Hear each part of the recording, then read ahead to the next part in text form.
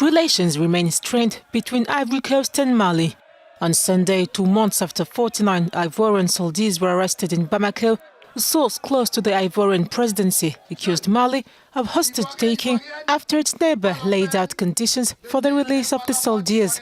The Ivorian contingent was arrested in Mali on July 10, and despite demonstrations and talks to secure their release, both parties have not yet achieved agreement. On Friday, Colonel Assimi Goïta, Mali's ruler, mentioned necessary compensation for the advancement of the talks. When Ivory Coast asked for the release of its soldiers, it continues to serve as a political asylum for certain Malian personalities subject to international arrest warrants, Goïta said. 3 women soldiers were released earlier this month. Ivory Coast maintains its troops were sent to back up services for the UN peacekeeping mission in Mali, known as MINUSMA. However, the mandate of the troops remained unclear and they were accused of being mercenaries. Malian prosecutors filed charges against all 49 soldiers. In the Democratic Republic of Congo, the sprawling Lake Tanganyika is swallowing homes and roads, leaving scores of people homeless. Experts now say that due to the persistent heavy rain, floods, strong winds and geological shift, the lake waters have risen by perhaps over 5 meters in recent years. Inhabitants of Kalemi, a province in the Democratic Republic of Congo located on the shore of the lake, have been particularly impacted. Look, here was a very nice house. We don't know where we can get help so that we can rebuild.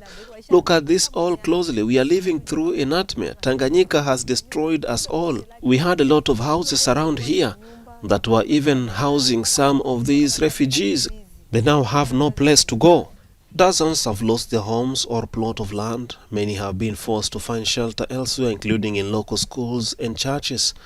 According to experts, the lake water rose by 5 to 6 meters and advanced inland by between 200 and 250 meters.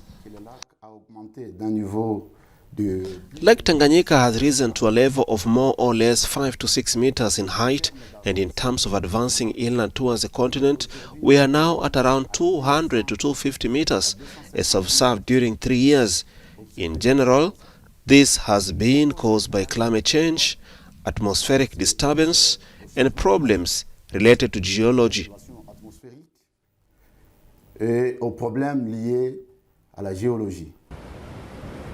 Local politicians, including Senator Francine Muyumba, are now calling the situation a humanitarian emergency and calling on the Congolese government to solve the crisis. These people have lost their homes, their belongings, and today most of them are almost abandoned. I think it is important and urgent for the government to be able to provide the solution to our fellow citizens in distress. The incidents come at a time when most African countries are looking for funding to tackle climate change caused by the global warming. Tahir Levy, born in 1935 and raised in South Africa's District 6, Cape Town, has always been a big fan of the late Queen of England, Elizabeth II. Over the years, Levy has collected various memorabilia of the Queen. Queen Victoria, who died in 1901. I call it Auntie Vicky. That's what you can see over there. And there's the Union Jack. Tahir recounts his memory of the royal family. But the royal family was when we were school children in 1947. And we went to see them with the Union Jack before we said God save the Queen and land of hope and glory.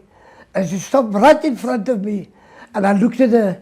She was a princess and she had peach red cheeks. And I thought, wow, she looked dashing, smashing and extremely ravishing. There she is. As the 87-year-old reflects on the Queen's passing, he also takes a moment to remember his late wife, who passed away in 2021. I had 2 queens in my life. My wife died last year and then my queen died this year. And I felt a bit, not sad in the same sense, I felt, wow, you know. She was 96 years old and she had a life, but as a lady, she was ladies of the ladies. And the way she walked, the wasted ride a horse and the wasted drove a car. There was some personality that the strike race has been very, very, very sophisticated. To Tahir, Queen Smile has been one of her major character. She was a very, very, very clever woman, and I loved the sense of humor. She was very dry in humor, and I used to giggle. Tahir will clearly never forget the day he got to meet the royal family and will remain a loyal fan of the Queen for the rest of his life. The Queen's burial is slated for 19th September.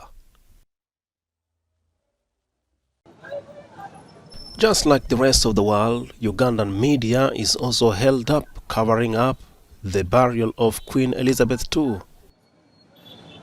The Ugandan media has been at the forefront of telling her story.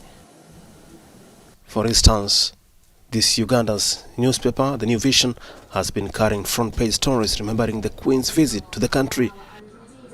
It was a shock to us, but we got on. As you know, in the media, when something happens, you immediately prepare yourself and offer the audience what you think it will be beneficial to our audience here. So we jumped on the story, and because of the historical links we have with Britain, a lot of our people follow the news about the monarchy, about the UK government, about what is happening in Britain. There has also been mixed reactions from the public after the death of the monarch, owing to the historical background of the two countries and the bitter legacy of colonialism. Of course, now here among the young people, especially in the newsroom, they are cognizant of the fact that Russia has been a great queen. There are also some dark things to consider, especially the slavery and the colonialism. So it's not lost on them that Russia did stand up as a great queen. There are some things that did not go well. But on the whole, I can say that it is a sadness. The Queen's burial is slated for 19th September, and many media in Uganda have vowed to cover this event.